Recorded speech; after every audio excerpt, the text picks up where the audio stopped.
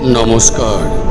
গল্প সমগ্র চ্যানেলে আজকে আপনাদের কাছে নিবেদন নির্মলেন্দু গৌতমের লেখা নাইট ল্যাম্পের আলোয়। শুরু হচ্ছে আজকের গল্প। নির্মলেন্দু গৌতমের লেখা নাইট ল্যাম্পের আলোয়।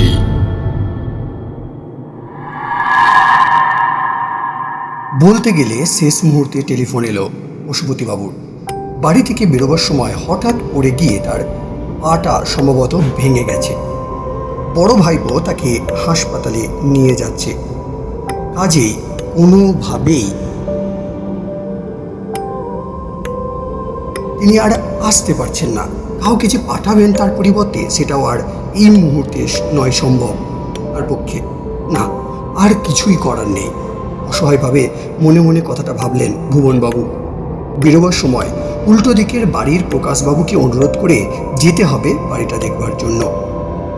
অনুরোধ করলে অনুরোধটা নিশ্চয়ই রাখবেন প্রকাশবাবু।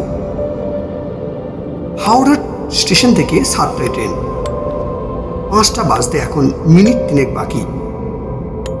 একটু আগেই বেরিয়ে পড়া ভালো বলে মনে হয়।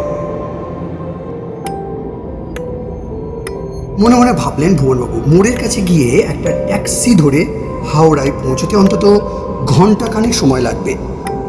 হাওড়া ব্রিজে জ্যাম থাকলে আরও 15-20 মিনিট লাগবে স্টেশন পৌঁছাতে। একটু আগে বেরিয়ে পড়লে আর শেষ মুহূর্তে ছুটোছুটি করতে হবে না। বাড়ির সবাই রেডি হয়েই ছিল। কাজেই ভুবনবাবু বলতেই সবাই জিনিসপত্র সব তুলে নিয়ে বাইরের রাস্তার উপরে এসে সবাই দাঁড়ালো। ভুবনবাবু পকেট থেকে চাবির গোছাটা বের করে দরজায় চাবি দিলেন। তালাটা টেনে একবার দেখে নিলেন ঠিকঠাক লেগেছে কিনা। একটা ট্যাক্সি চাই এবার। বড় ছেলে সুমন ট্যাক্সি ডেকে আনবার জন্য চলে গেল বড় রাস্তার দিকে। প্রকাশবাবু বারান্দায় দাঁড়িয়েছিলেন। দরজায় তালা দিয়ে ঘুরে দাঁড়াতেই প্রকাশবাবু বারান্দা থেকে নেমে এসে দাঁড়ালেন ভুবনবাবুর সামনে। প্রকাশবাবু কিছু বলার আগেই ভুবনবাবু বললেন, আপনাকে একটা অনুরোধ করব। খানিকটা অবাক হয়ে প্রকাশবাবু বললেন, কি অনুরোধ বলুন? আমার এক জেঠতুতো ভাইয়ের ছেলের পৈতের দিন সাথে জন্য আমরা শিলিগুড়িতে যাচ্ছি। 7 দিন পশুপতিবাবুর এসে এ বাড়িতে থাকবার কথা ছিল, কিন্তু থাকতে পারছেন না তিনি। পা ভেঙে গিয়ে হাসপাতালে রয়েছেন তিনি।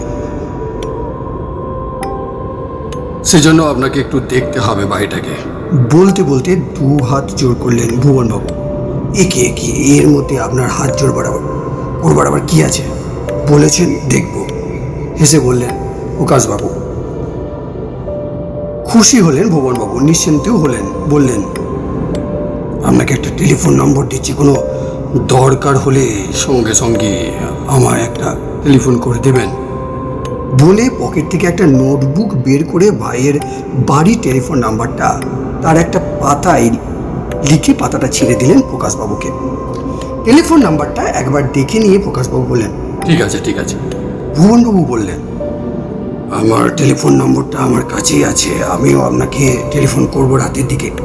সেই ভালো, 9টার পর আমি বাড়িতেই থাকবো, অসুবিধা হবে না আমায় পেতে। প্রকাশবাবু বললেন। সুমন ট্যাক্সি নিয়ে আসছে। সেদিকে তাকিয়ে ব্যস্ত হয়ে পড়লেন ভুবনবাবু।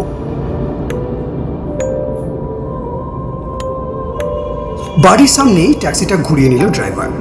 জিনিসপত্র ট্যাক্সিতে তুলে দিয়ে প্রকাশবাবুর দিকে ফিরলেন ভুবনবাবু। 2 হাত জোর করে বললেন, তাহলে আসি এবার? প্রকাশবাবু বললেন, হ্যাঁ হ্যাঁ হ্যাঁ হ্যাঁ, আসুন আসুন আসুন আসুন। আর কথা বাড়ালেন না ভুবনবাবু। ঘুরে দাঁড়িয়ে বাড়িটাকে একবার দেখলেন, তারপরে এগিয়ে এসে হাত বাড়িয়ে ট্যাক্সির দরজাটা খুলে উঠে পড়লেন ট্যাক্সিতে। সঙ্গে সঙ্গে চলতে শুরু করলো ট্যাক্সিটা। শিলিগুড়িতে পৌঁছে রাতে একবার প্রকাশবাবুকে টেলিফোন করার কথা মনে মনে ভেবেছিলেন ভুবনবাবু, কিন্তু তারপর কেন জানি আর টেলিফোনটা করা হয়নি। আজ ঠিক 9টার সময় ডায়াল করলেন প্রকাশবাবুর নাম্বারে। টেলিফোনটা প্রকাশবাবুই ধরলেন। ধরেই বুঝি খানিকটা উত্তেজিতভাবে বললেন, এক্ষুনি আমি আপনাকে টেলিফোন করতে যাচ্ছিলাম। চমকে উঠে ভুবনবাবু বললেন, কি কেন, কিছু খবর আছে নাকি?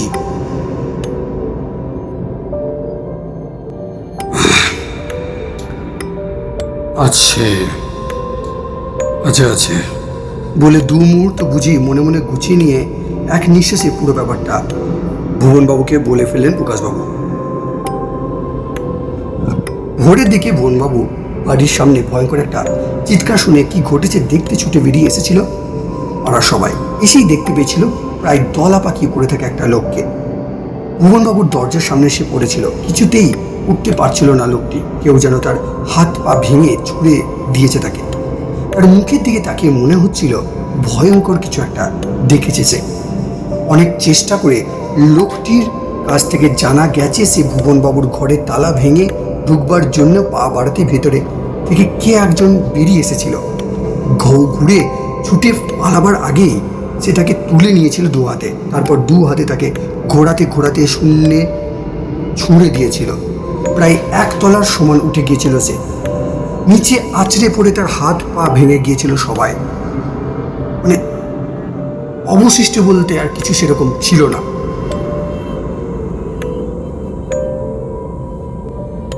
ঘর থেকে যে বেরিয়ে এসেছিল তাকে সে ঠিকমতো দেখতে পায়নি, শুধু বুঝেছে দারুণ শক্তি তার। তার হাত থেকে পালানো অসম্ভব একটা ব্যাপার। সঙ্গে সঙ্গে পুলিশ ডেকে পুলিশের হাতে তুলে দেওয়া হয়েছিল লোকটিকে। ভুবনবাবুর দরজার ভাঙা তালার জায়গায় নতুন একটা তালা লাগিয়ে দিয়েছেন প্রকাশবাবু নিজেই। পুরো ব্যাপারটা শুনে কীরকম যেন অসহায় হয়ে গেলেন ভুবনবাবু। কোনো রকমের প্রশ্ন করলেন, সেই লোকটি কি আর কোনো খোঁজ টোজ পাওয়া গেছে? না, সেই লোকটি আর কোনো খোঁজ পাওয়া যায়নি, প্রকাশবাবু বললেন। ভুবনবাবু এবার একটুখানি ভেবে নিয়ে বললেন, কিন্তু লোকটি যেই হোক আমার ঘরের ভেতর থেকে বেরিয়ে আসবে কি করে? ঘরের চাবি তো আমার কাছে। পশুপতিবাবু এলে পশুপতিবাবুকে চাবিটা দিয়ে আসতাম না। ব্যাপারটা স্পষ্ট হচ্ছে না আমার কাছে।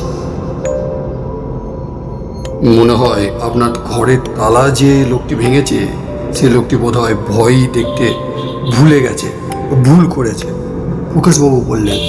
ভুবনবাবু বললেন, তা হতে পারে, ভয়ই ভুল দেখতে পারে হয়তো।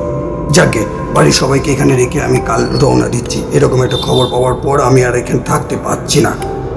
না না না না, আপনি পৈতা নেমন্তন্ন খেয়েই আসুন, এদিকটা আমরা দেখে নিচ্ছি, প্রকাশবাবু বললেন। শেষ হলো আজকের প্রথম পর্ব এখানে। ধন্যবাদ।